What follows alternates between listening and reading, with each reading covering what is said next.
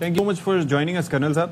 اور کیا ہی خوبصورت بات ہے اور مطلب بڑا انسپائرنگ ہے آپ کا یہ سارا جو کام ہے. لیکن یہ سلسلہ شروع کب ہوا؟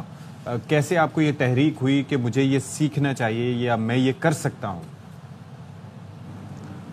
تھینک یو ویری مچ جی. بڑا اچھا آپ نے سوال کیا ہے.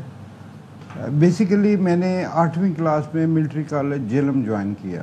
اچھا. اور جب میں نے ملٹری کالج جیلم جوائن کیا تو وہاں پہ بچوں کی کیڈٹس کی گرومنگ کے لیے ایک آرٹ کلب تھا. اوکے.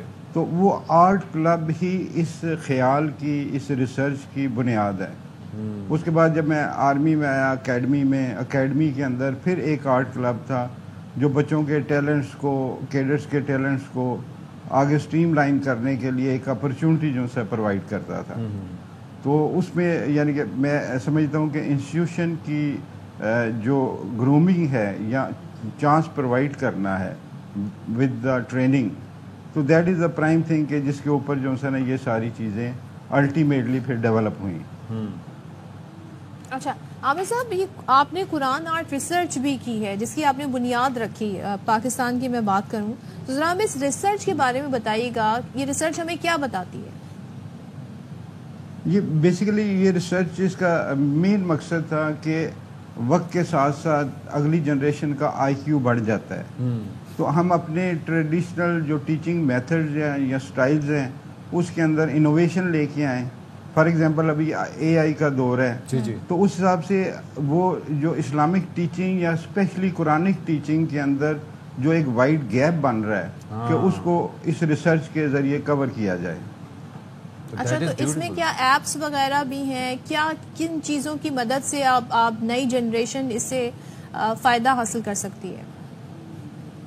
ہاں جی, اس میں جو بیسک جو سی چیز ہے وہ تو اللہ تعالیٰ کی وہ آیت ہے نا کہ ہم نے قرآن پڑھنا تمہارے لیے آسان کر دیا ہے, کوئی تمہیں ذکر کرنے والا, فکر کرنے والا, تدبر کرنے والا.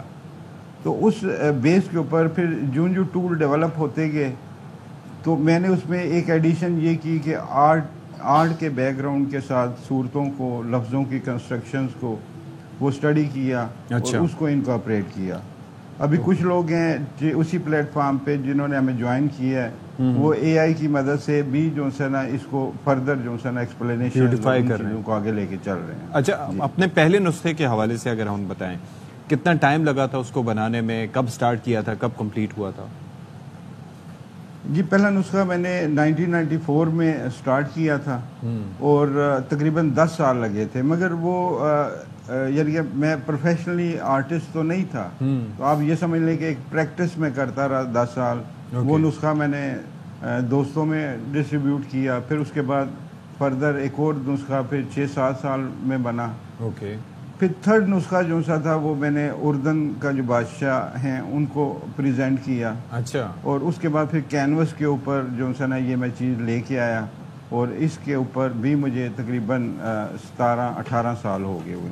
اچھا, اور ایک جانب آپ دیکھیں دو بیک گراؤنڈز, یعنی کہ ایک طرف بینگ این آرمی مین, جنگ و جدل کے لیے وار ریڈی بھی رہنا, اور دوسری جانب اتنا آرٹسٹک ورک جو کہ اتنا ٹائم کنزیومنگ ہوتا ہے, تو یہ بیلنس کس طریقے سے کرتے تھے آپ؟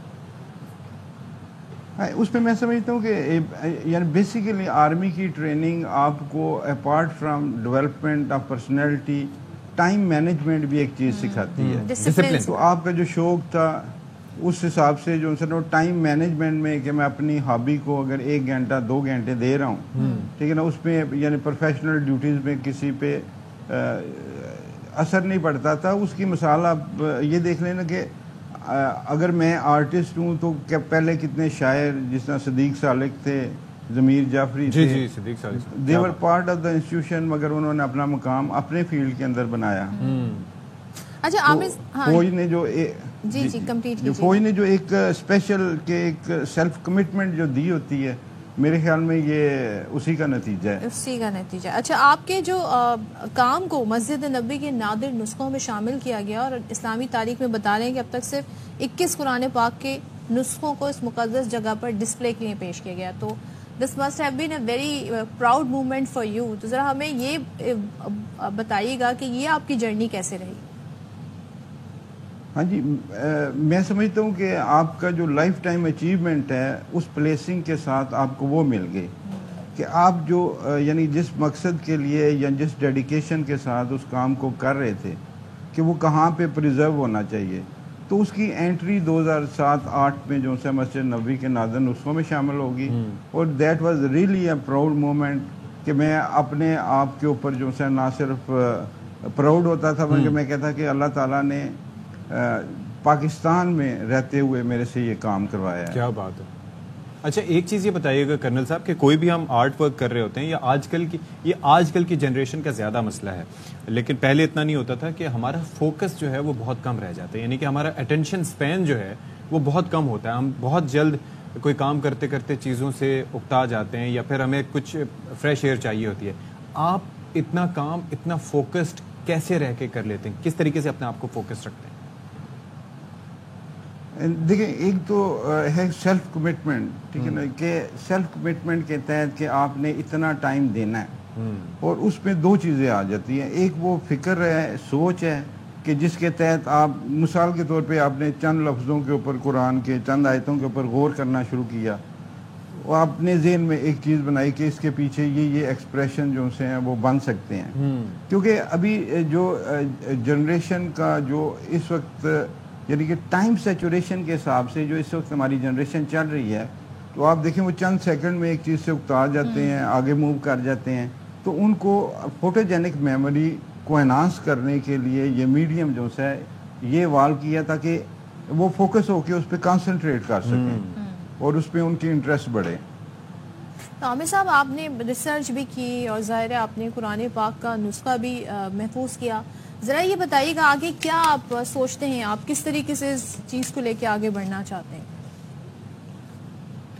دیکھیے اس میں بیسیکلی تو ایک ایجوکیشنل میڈیم ہے جو ابھی مدرسوں میں بھی استعمال ہو رہا ہے، اسکولوں میں بھی استعمال ہو رہا ہے، اور ٹیچرز اور ان کا فیڈ بیک، ایون جو حفظ کر رہے ہیں وہاں پہ مدرسوں سے مجھے یہ فیڈ ہے کہ بچوں کو ریٹین کرنے میں، حفظ کرنے میں آسانی ہوتی ہے. کیا بات ہے. اور جو چھوٹے لیول پہ کلاسز ہیں اس میں چھوٹی صورتیں ہیں تو وہ ایکسپریشن کے تھرو ان کو بچے یاد کر لیتے ہیں انسٹیڈ آف ٹریڈیشنل میتھڈ. وہ ڈیفینیٹلی وہ ضروری ہیں، مگر اس کے ساتھ اگر آپ ایڈ آن کر دیتے ہیں تو اس میں چیزیں کمپریہنشن کے لیے آسان ہو جاتی ہیں. اچھا ابھی میں بیسیکلی جی آپ بولیے پلیز کمپلیٹ کیجیے. ہاں بیسک مقصد اس یعنی کہ ریسرچ کا نام کیوں رکھا گیا تاکہ ہر بندہ اپنا تھاٹ پروسیس ہمارے سے شیئر کرے اور جو اس میں بہتری ہم لا سکتے ہیں اس کے اندر لے کے آئیں، تاکہ ایک پرسنالٹی تک یہ کام محفوظ نہ رہے کہ ریفرنس نہ بنے، تاکہ ہم کریٹیکل تھنکنگ کی طرف بچوں کو قرآن کے اوپر لے کے جائیں بجائے اس کے کہ ہم ان کو کلٹ کا حصہ بنا دیں. ٹھیک. اچھا یہ بتائیے گا کہ ایک اور چیز میں دیکھ رہا تھا جو کہ یو ایس پی کہیں آپ کے کام کی، کہ اس کے اندر یہ ہے کہ یہ عام فہم کے لیے، یعنی کہ عربی کوئی پڑھنا نہ بھی جانتا ہو اور اردو سے واقفیت رکھتا ہو تو وہ بھی سمجھ سکتا ہے جس انداز میں آپ نے لکھا. تو اس کے لیے کوئی خصوصی طور پر آپ نے ایفرٹ کیا یا یہ آٹومیٹکلی یہ چیز موجود تھی آپ کے کام میں؟ یعنی آٹومیٹکلی، کیونکہ بیسیکلی ایک سائیکولوجیکل تھاٹ ہوتا ہے نا کہ جس تھاٹ کے تحت آپ سوچ رہے ہیں کہ یہ عربی ہے، اس کو سمجھنا مشکل ہے. حالانکہ اللہ کہہ رہا ہے کہ میں نے قرآن سمجھنا تمہارے لیے آسان کر دیا. اس میں اس نے لنگوسٹک کا بار نہیں رکھا کہ پہلے عربی سیکھو پھر قرآن سیکھو. تو اس کا مطلب ہے کہ جو کریٹیکل تھنکنگ یا تدبر کا طریقہ ہے، ایک لفظ کے اوپر جب ہم وہ انٹروڈیوس کرتے ہیں یا ایک بچہ بڑا سوچنے پہ وہ کرتا ہے تو آٹومیٹکلی باقی گائیڈنس اللہ کی طرف سے آتی ہے کہ اس کے دماغ کے وہ جو سیلز ہیں وہ اوپن ہو جاتے ہیں. اچھا اور اب ریٹینشن تھوڑا سا میں جاننا ریٹینشن میں یہ جاننا چاہوں گی اب بہت ساری ایپس آ گئی ہیں جن کی مدد سے قرآن پڑھنا سیکھنا، ٹرانسلیشن بھی ساتھ ساتھ ہوتی ہے، انگلش میں بھی ہوتی ہے، اردو میں بھی آسان ہو گیا ہے، پروننسیشن پتہ چلنا آسان ہو گئی. بہت سارے ایسے یوٹیوب چینلز بھی ہیں جو باقاعدہ سکھا رہے ہیں کہ آپ نے قرآن پڑھنے کے کیا آداب ہیں، کیا طریقے ہیں. تو یہ بتائیے گا یہ اب جتنا آسان ہو گیا ہے تو لوگ کیا زیادہ اس طرف آ رہے ہیں، زیادہ سیکھ رہے ہیں؟ پہلے بہت ٹائم لگتا تھا، اب کم ٹائم لگتا ہے. کچھ آپ کو یہ ڈفرینس محسوس ہوتا ہے؟ جی بہت زیادہ ڈفرینس محسوس ہوتا ہے، کیونکہ جو کلر ایکسپریشن ہے اس کام کو اگر آپ دیکھیں گے تو پوری صورت ایک جگہ پہ ہے. کہ آپ کو اگر 50 پیجز آگے پیچھے نہیں کرنے پڑتے تو ایک پہلی چیز سیچوریشن وہ ختم ہو جاتی ہے کہ کمپلیٹ چیپٹر جو ہے وہ آپ کے سامنے ہے. پھر دوسری ہے کہ کلر لینگویج جو سی ہے اس کے اندر اگر آٹومیٹکلی انکارپوریٹ ہوتی ہے تو لینگویجز کا بار ختم ہو جاتا ہے کہ آپ کسی بھی زبان کے ہوں ان کلرز کے سامنے کھڑے ہو کے آپ اپنی زبان میں قرآن کی ایکسپلینیشن دیں گے تو ویور جو ہے وہ اس زبان کے اندر اس کو سمجھنا شروع کر دے گا, کیونکہ that is a mix of colours and photo memory کہ جس کے تحت آپ کو انٹرسٹ یعنی آپ فوکس ہو گئے ہیں اور آپ کی ہی لینگویج میں قرآن کی ٹرانسلیشن آپ کو بتائی جا رہی ہے اور آپ اس کو ریٹین کرتے جا رہے ہیں. تو آپ کہہ سکتے ہیں کہ it is a interesting medium. بالکل زبردست, کیا بات ہے. بہت شکریہ جی.